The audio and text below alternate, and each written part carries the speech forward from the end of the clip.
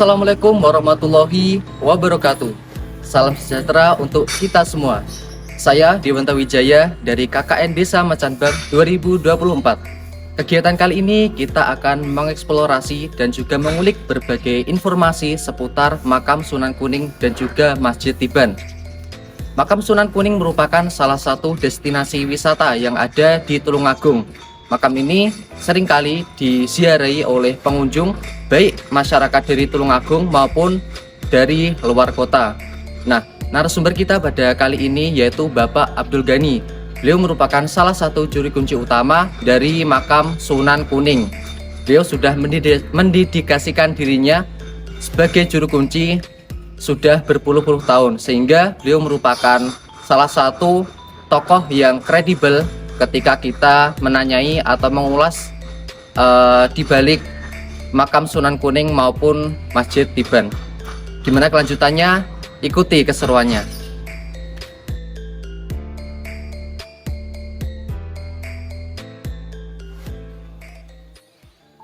Pertanyaan ingkang pertama, siapakah Sunan Kuning niku? Sunan Kuning adalah dulu di sini mesti ini terjadi hutan rimba dan dibabat oleh Mbah Samidin. Itu dia menemukan suatu makam, kemudian beserta masjidnya. Tapi masalah nama Sunan Kuning dulu belum ada suatu penjelasan, cuma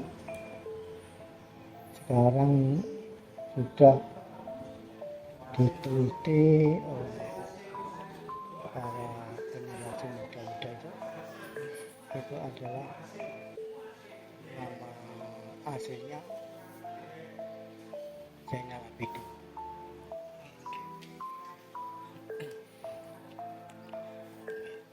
Ingkang pertanyaan kaping kalih, di mana kelahiran Sunan Kuning?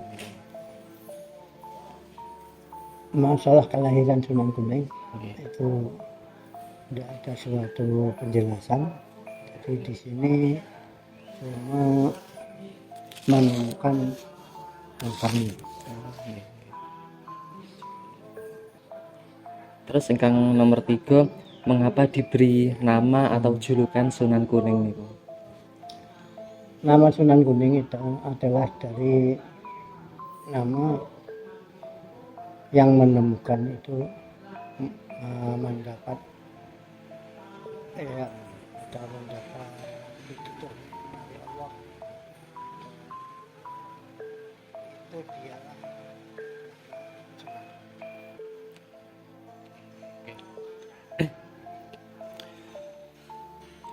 Mengapa desa ini diberi nama Macangbang? Untuk desa diberi nama Macangbang, jadi nama Macangbang itu adalah suatu riwayat. Ada perjalanan, kemudian yang membuka hutan tadi, Mbah Samidin, itu akan keluar dari lokasi masjid ini. Waktunya adalah selesai sholat isya. Kemudian Mbah Samidin meneruskan suatu amalan yang dimiliki, dan dia menengok ke belakang, semua makmum sudah tidak ada, tinggal Mbah Samidin itu meneruskan amalan. Selesai amalan akan keluar ke pondoknya atau ke gubuknya, itu dari segala penjuru maupun dari utara, timur, selatan, dan barat. Dia selalu diadang oleh harimau, dan Mbah Samidin menyerahkan diri. Bila mana aku makan oleh harimau tadi terserah Allah. Kemudian Mas Hamidin mendengar suara, wah jangan begitu, di sana aku adalah yang menunggu dari makam ini dan masjid ini. Maka dari itu peliharalah makam dan masjid untuk ibadah lima waktu. Itu semoga anak turun dari Mas Hamidin mendapatkan anugerah dari Allah cukup dunia dan akhirat.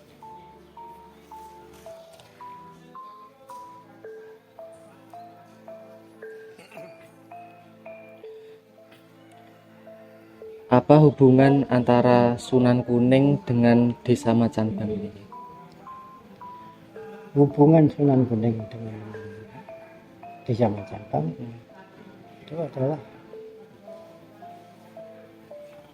dari sejak dulu itu terjadi masih hutan rimba, itu ditemukan suatu kuburan yang menemukan yaitu Mbah Hamidin beserta kawan-kawan, dan di sini oleh Mbah Hamidin yang membuka hutan itu, di sini dia dinamakan Macanbang. Jadi sekiranya untuk Desa Macanbang itu seluruh dari kabupaten bahkan seluruh Jawa Timur, sekiranya tidak ada yang menyamai masalah Desa Macanbang. Kemarin saya pernah baca di artikel-artikel yang disebutkan bahwa sebelum adanya nama Macanbang niki, sebelumnya desa ini diberi nama Alas Mampir niku. Riwayat Alas Mampir itu adalah dulu dari riwayat dari Sunan Kuning. Itu dulu dia singgah di sini riwayatnya. Kemudian segala pakaian itu dicampirkan di pohon-pohonan itu. Kemudian nyari dinamakan Alas Sumampir.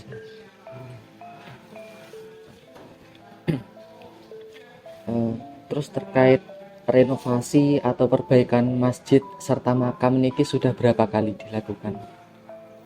Untuk rehab masalah makam dan masjid itu masih satu kali. Di tahun berapa? Itu sekitar di tahun 2011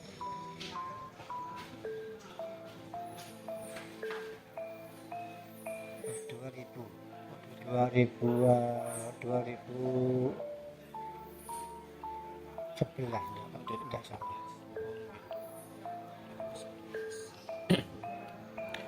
Itu renovasi total atau mungkin hanya pergantian genteng apa pripun?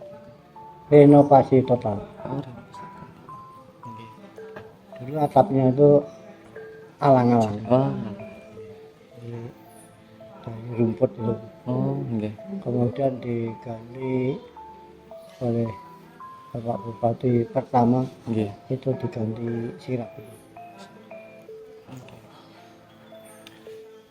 Terus untuk struktur bangunan itu tetap mempertahankan dari bangunan yang awal nggih, nopo ada pergantian bentuk dari masjid atau makam itu sendiri? Itu masalah masjidnya, itu masalah bangunan itu tidak berubah. Cuma kalau yang dulu itu agak jiplak kan. Oh nggih. Jadi yang sekarang kan serigak. Untuk gambar yang sebelum dilihat Nggih. itu saya ada. Nggih.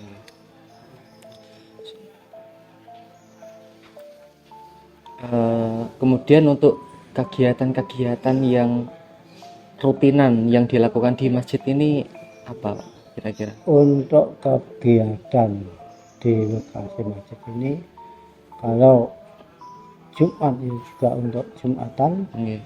kalau hari raya Idul Fitri juga untuk selaweh dan sholat Idul Fitri. Oh.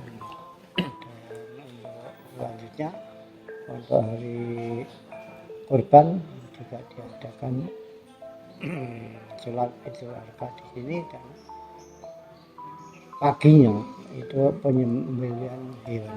Oh. Kemudian di sekitar makam Sunan Kuning niku kan wonten makam-makam yang lainnya. Niku nggih makamnya sinten mawon kinten-kinten. Itu makamnya keluarga dari anak cucu Mbah Samudin. Jadi Mbah Samudin Nggih. sampai sekarang saya termasuk generasi penerus nomor 6. Oh, nggih. Jadi yang pertama Mbah Samudin, kemudian yang kedua Mbah Sataria, yang ketiga Mbah Marpian, kemudian yang keempat Mbah Kasar Marsono, Nggih. langsung turun ke Mbah Mangun Soeharto, dan Mangun Soeharto turun ke anak Mbah Dungkani. Jadi saya penerus nomor 6.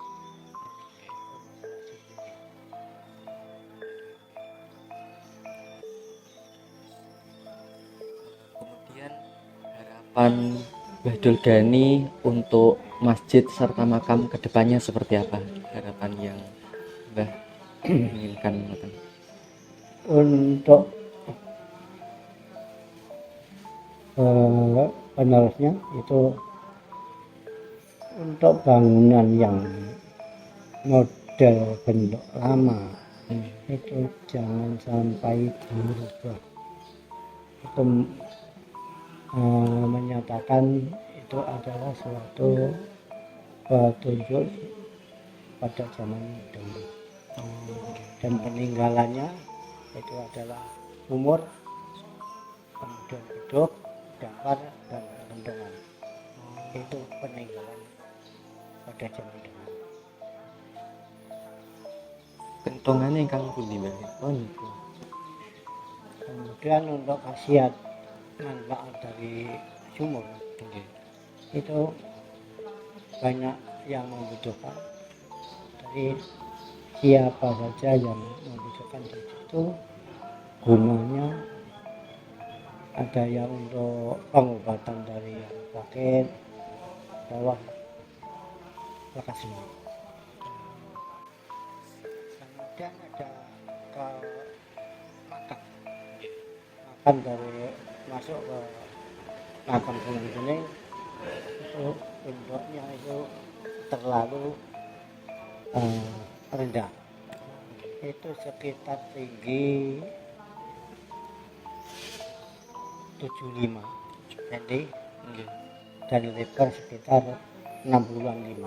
Oh nggih. Itu adalah maksud dari di situ, siapa saja yang membutuhkan atau yang sowan ke makam itu terus mempunyai rasa tawadhu, Oh nggih.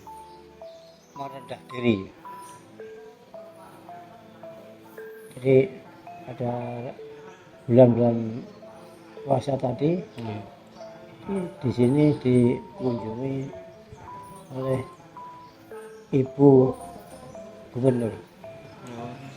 Itu di tahun 23. Tentunya itu sudah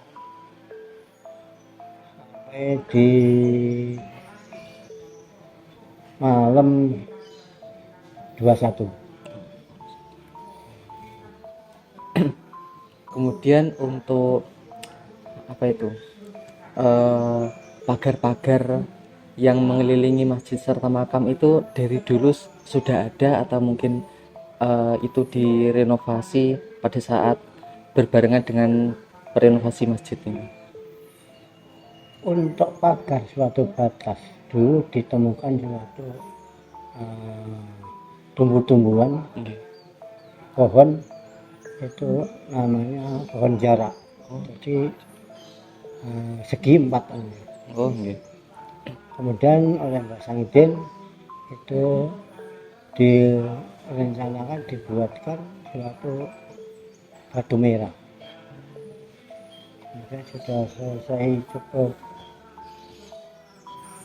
untuk dipasang, jadi batu merah itu adalah usaha dari Mbak Sangidin.